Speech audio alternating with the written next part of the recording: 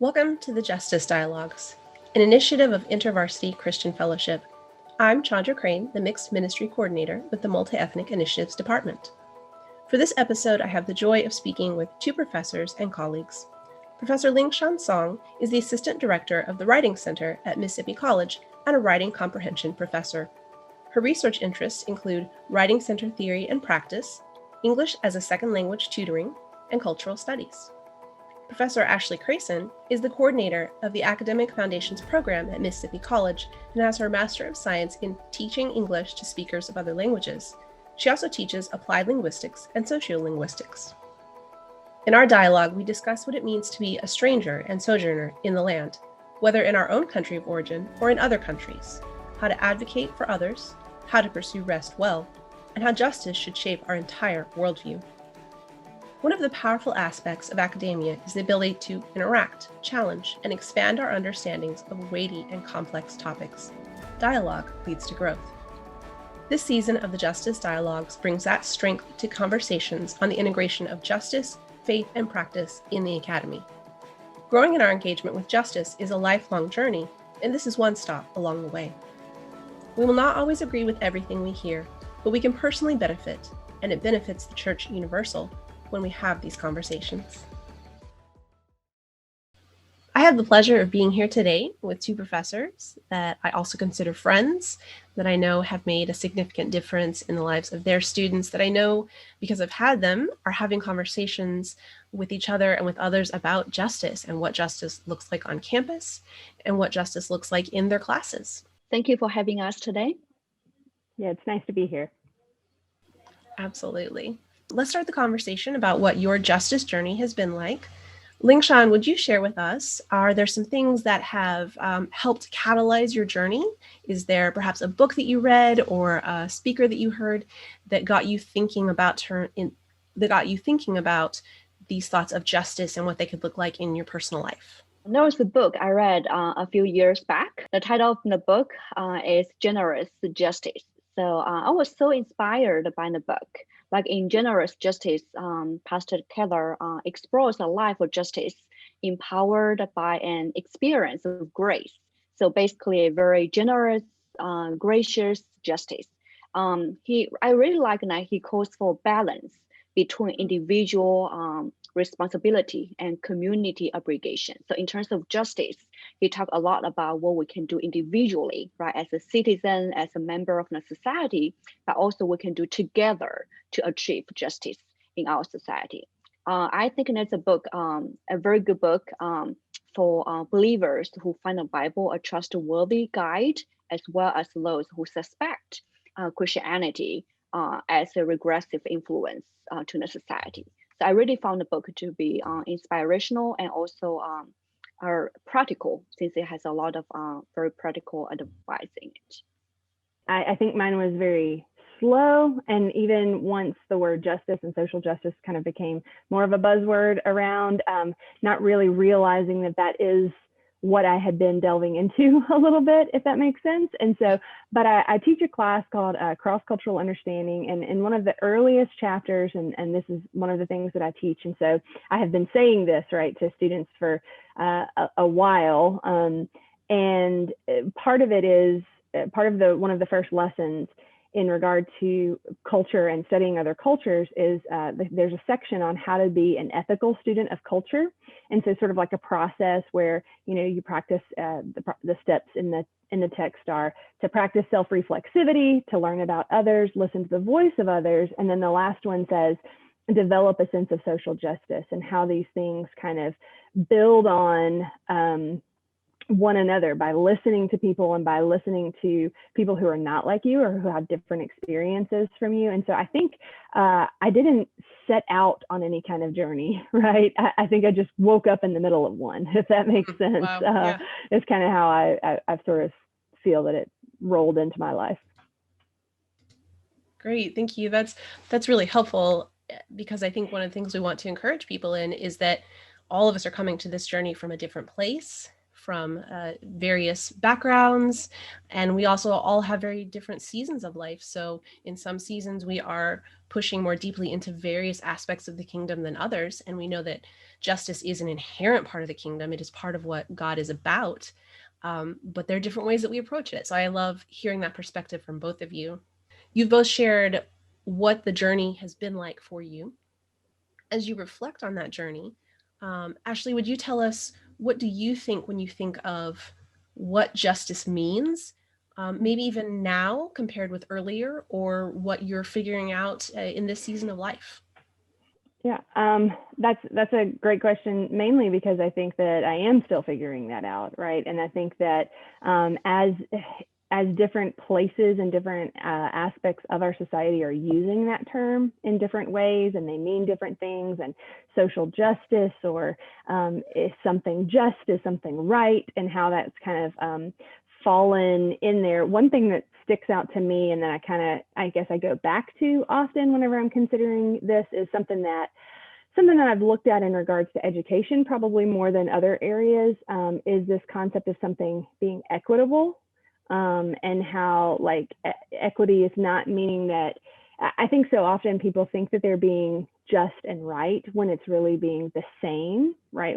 When they're creating an equal situation rather than an equitable situation. There's a visual that kind of comes into my head often, and it's these three kids who are looking over a fence. I don't know if you guys have seen this, but yeah. And it's just, it consistently kind of comes back to me, because only one person's tall enough to see over the fence, and one person's a little bit shorter and can't see it, and one person is in a wheelchair.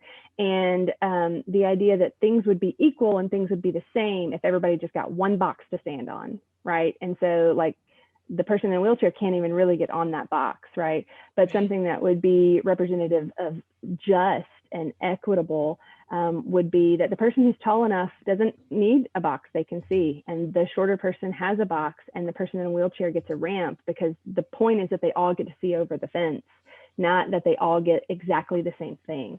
And so that's just something that kind of, that's just like this visual in my mind when people are advocating or not advocating for what we would consider, or what I would consider to be justice. Great, thank you. That makes a lot of sense, especially as we're thinking, like I said, of how we're coming to this from different places, different perspectives, how we're encountering the world differently. I think that's really helpful.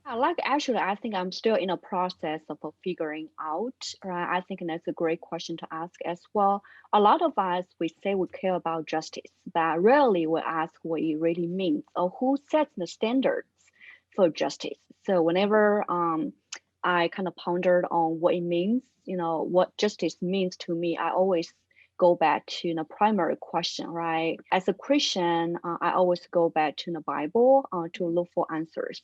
So to me, justice is it's some kind of standards the Lord or God sets, right? What's right, what's good, what he sees as good, like in his sight, not me, right, as a sinner. Mm-hmm, So whatever he sees is right or just is justice. And whatever he sees, is evil, is not right, that bears consequences.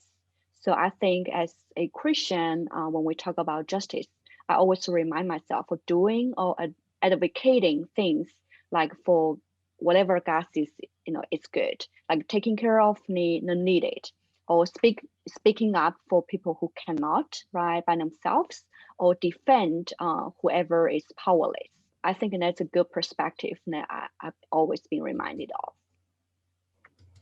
And that reminds me of the lecture that Lingshan and I both sort of share when we teach our cross-cultural understanding class, in that a major part of that is kind of just acknowledging and recognizing God's concern for the vulnerable populations that we see, even in the Old Testament, and then even in the New Testament, to go so far as to equate himself as one, right? He identifies himself, for the least of these that's as if you did it to me, right? He can humble himself to see himself in that way, and to pull on our compassions, because we want to help Jesus, right? Like so often, but we don't always pull that same compassion if it's just another subpopulation or a vulnerable population that we have among us. Yeah. And seeing who, when you say who sets the standard and what does he care about and what are the things that he mandates for justice is really important. Yeah.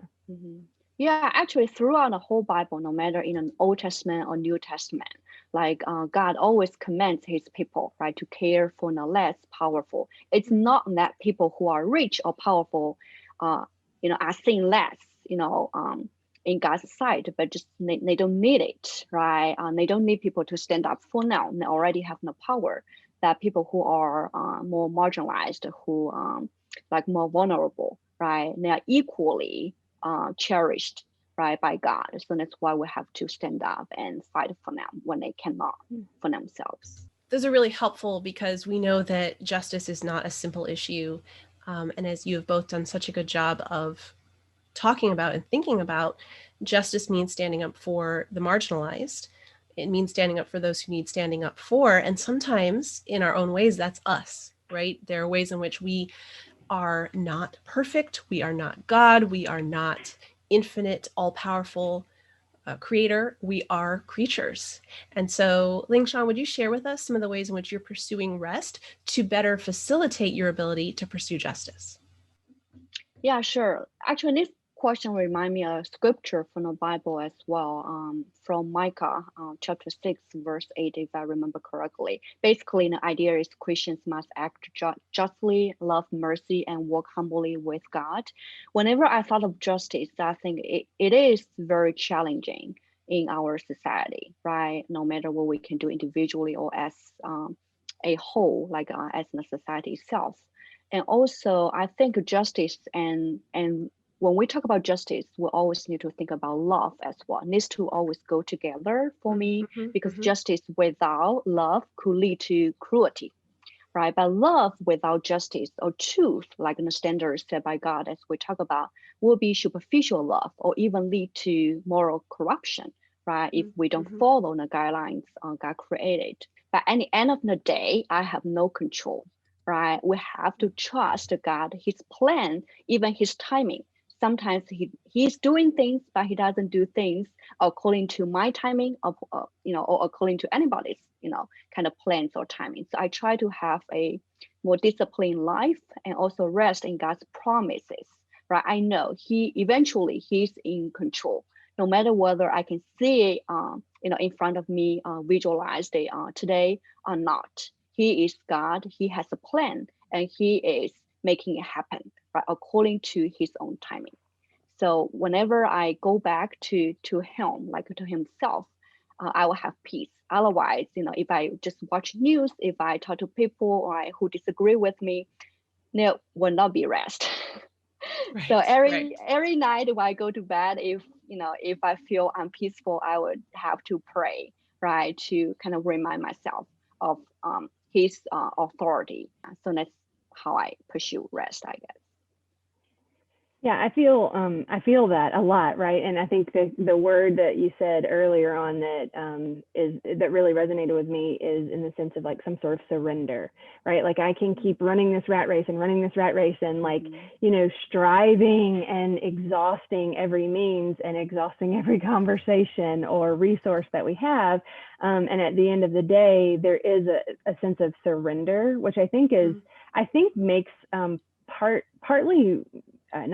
probably the whole difference, right, between people who have faith in the Lord and through Jesus, because there is a sense of surrender and that we aren't in control, right? I feel that there is ultimately there's someone who cares deeper than I could ever care, and who has more foresight and knowledge and depth than I could ever, imagine. So this isn't all on me, right? I don't have to hold the weight of this entire, movement on my shoulders.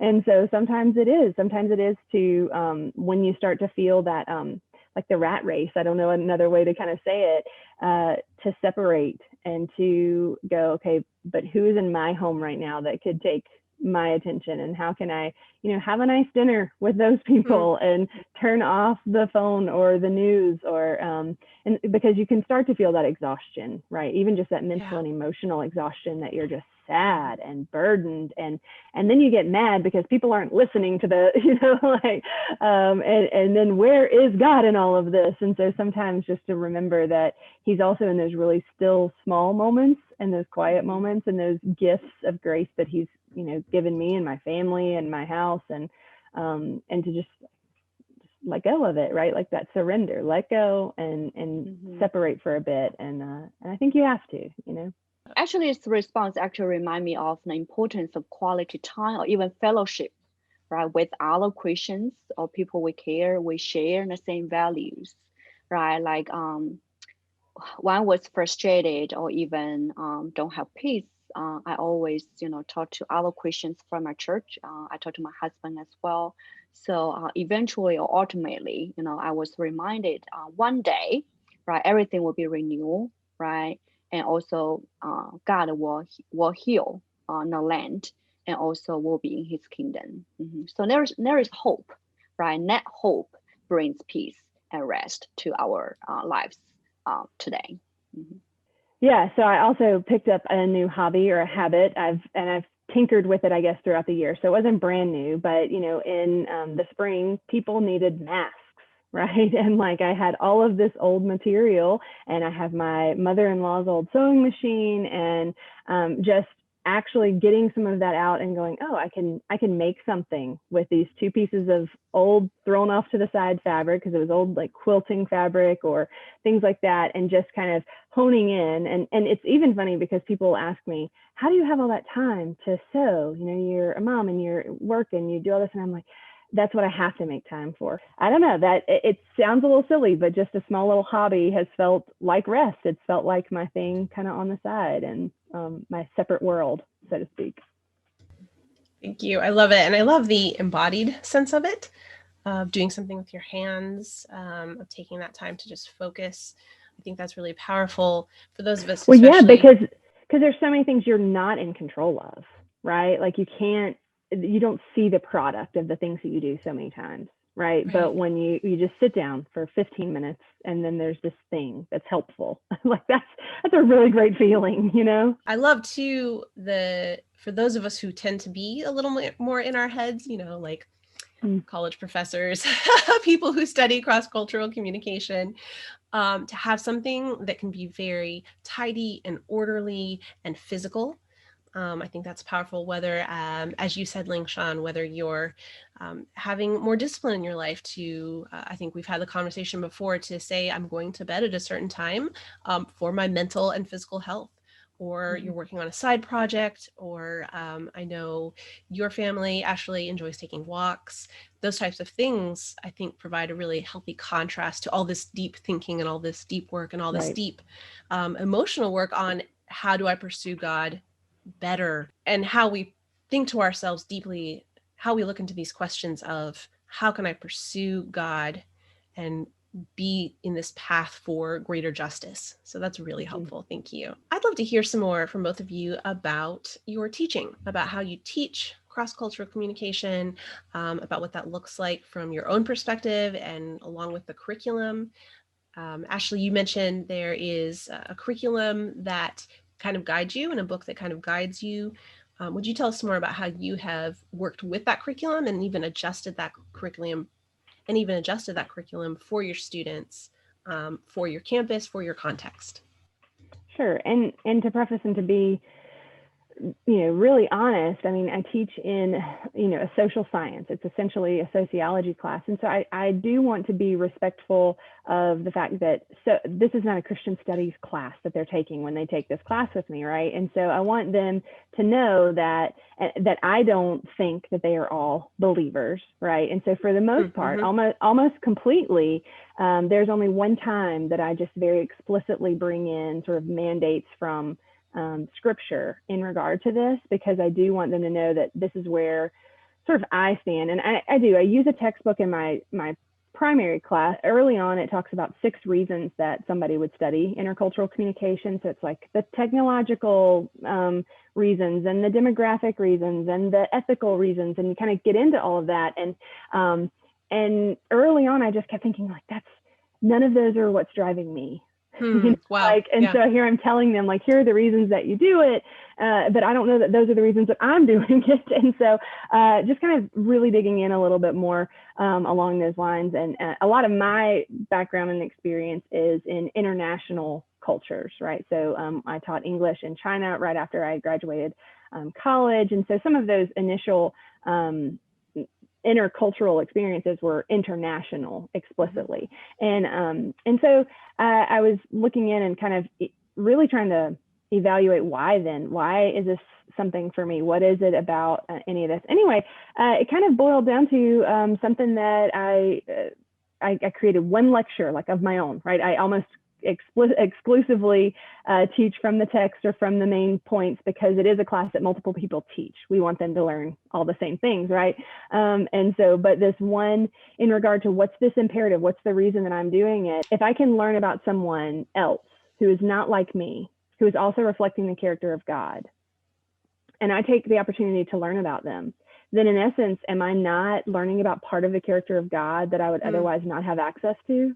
Right? Like, so like if I don't take some in it, so in some ways it's a, yes, it's mandated in scripture. In other ways, it's like, man, but there's also this really beautiful benefit on my behalf that I'm learning more about the fuller image of who God is, because he's reflected in all of these different cultures and all of these different ethnicities and ways. And so it's funny because I titled it Aliens Among Us, because we really look through the Old Testament and how the Lord is referring to people who are not from around here as aliens and sojourners and foreigners and strangers, and kind of combining into that. So, and where the instructions are from the Lord in scripture on how to treat them as native born, and how to, who gets an inheritance, and how so often we say the widow and the orphan. Like I've been taught like our whole lives, like, oh, the Lord cares for the widow and the orphan. And it was an eye-opening experience for me when I realized that so many, I'm not a Bible scholar, so I won't say all, but so many times where the Bible gives instructions on taking care of the widow and the orphan, the alien is right there with it, right? Like, it's like right there. And why didn't anyone tell me that part, and so just kind of really highlighting that that is also part of the vulnerable population that the Lord has always been concerned with, right? And that he will hear anyone who cries out to him. And so that's kind of fun. And then I know that when I was kind of sharing it with Lingshan, because she started teaching the class too, it was kind of fun because I'm like, oh, I also teach this class about like foreigners, but like you're the foreigner. And so she kind of had a really great, I really enjoyed how she took that and ran with it too. I don't know, Lingshan, if you want to share a little bit about that. Yeah, sure. When I first started teaching this class, many thanks, to Ashley. She was so generous for me. I can borrow a lot of materials she created, generated. So when I was reading, I think you created PowerPoint slides, right? To kind of walk through the whole lecture. About aliens among us. So when I saw the title, I immediately think, oh, I am that alien, right?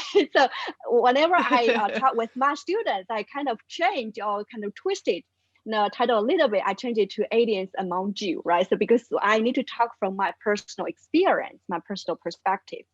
So it also, like whenever I talk about it, I was more than happy to share my own experience with my students, like, how I came to United States as an international student, right? Almost, more than 10 years ago. When I first came here, I was the beneficiary of many people like Ashley, right? They kind of care about foreigners, care about aliens. And they do a lot of things to just help them. Like when I first came, I remember my first semester, I was so nervous about everything, right? Just the new culture and all different classes I took. I took Old Testament as a freshman. My first semester here, my advisor recommended to me to take it without knowing. I knew zero, like nothing about Jesus. I only heard of his name, right? So I never read Bible, not a word. And I had to take the Old Testament. So it was very challenging to me. So I started going to church for help, right? Could you explain it to me?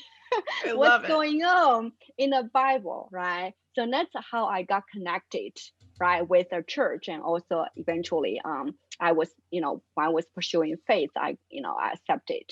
And also I remember in my undergraduate years, when I went to Bible study groups, people offer, the church offer free conversation like English classes for international students.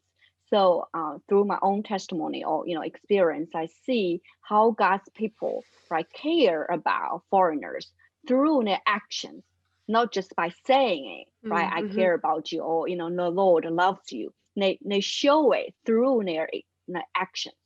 So that is very kind of inspirational for me. So nowadays I'm trying to be kind, right, to people who I have opportunity to encounter with, because I know I am a witness, right, to God's grace as well. Thank you. That's really powerful. Just that, I don't want to say contrast, because contrast implies a division, right? But just the way in which you have your story, Ashley, and you have your story, Lingshan, and they're in some ways very different and in some ways very similar. And the ways that makes you see justice, and that makes you teach and preach justice, even if you're speaking to non-believing students, I think is really helpful for us as a church, for us as a movement, for us as the worldwide church, to stop and think about, what does it mean to find the aliens and the strangers and the foreigners and the sojourners among us? What does it mean that we are those people in terms of the kingdom, and we're waiting on Jesus to come again? So it's really, I wish I could sit in both your classes. I think that would be really special, and I know that it's a blessing to many students who have. I'd love to wrap us up by just giving you each a chance to share some of what you're thinking in terms of what you're thinking about, advice you would offer, or things that you've learned, or just a word of benediction to our listeners and our viewers that could help them as they are thinking about justice, whether that is they are already very actively involved in pursuing justice and seeking justice, and this is one more part of their journey, or if this whole conversation is fairly new to them and they're asking, why was I not taught this before? What words of encouragement would you have that we could offer to them as they're moving forward into that? Lingshan, do you want to go? All right, okay. I have two very quick pieces of advice or suggestions or encouragements, right? So first, like if we are ready, right, to advocate, or you already feel compelled, right, to advocate for justice, like be strong and courageous when speaking up for the powerless or confronting injustice, but remain calm, gracious, and civilized while doing so. I feel like in today's society, when we talk about justice, or when we're trying to advocate it's all good, it's right, it's for a great cause, but we might not be doing it civilizedly, right? So that's not a good witness to the gospel. And also, I would encourage everybody to be aware of the gifts, right, given by God. Like, what's your specialty? What are you good at? And use it, right, as a tool to advocate for justice. Like for me, I'm writing major, right? So I write a lot. So right now I'm being more conscious about what I'm writing. So I can write some articles, right, to promote my values, right? So that's my specialty, or things I'm more interested in exploring more. So maybe for you, think about what you are good at, right? You can use this as a tool to advocate for justice. Yeah, no, I love that. Like, and part of that is a little bit probably what I would say in regard to when you're saying, like, what is it that you're good at? My biggest thing, and this is something that is lifelong. This isn't like, this isn't something that I think you come to the conclusion of in regard to what I would say of evaluating yourself, like reflecting and self-reflection and self-awareness. Those are so key, because with self-awareness and some humility, that kind of is very similar to what Lingshan was saying, like that first step, how we, respond and keep calm, and we are gracious and we are collected, like in humility, knowing that we are not the experts, right, on someone else's experience. And we are not, we don't have like the claim, the right to claim for someone else, right? Especially if we are kind of coming down. And even that verse, I think about, search me and know my heart, oh God, like see what is in me, right? And see if you can like lead me in a better way. And so some of that looks like true humility, and where is it? But also it looks like taking evaluations on your own implicit biases.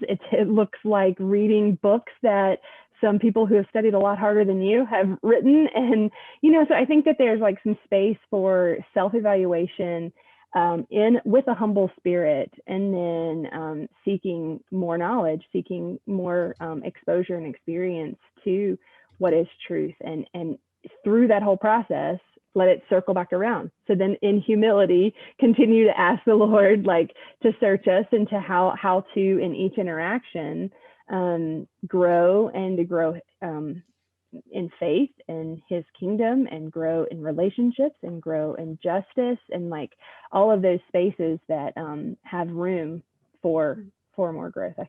I'll always kind of come back to self-awareness and self-reflection, and so that through that is where that chiseling, right, through like kind of happens. Yeah, I completely agree, right? It must be a lifelong journey or process, right? It takes constant practice and reflection to grow. And I think people won't, I kind of said this in one of my classes today too, people let the fear that they're not going to do it right keep them from doing it at all. Right? Or like I'm nervous that I'm going to say the wrong thing to this person who I don't know. So maybe I just will stay to myself, or maybe I'm worried that I'm going to do it wrong.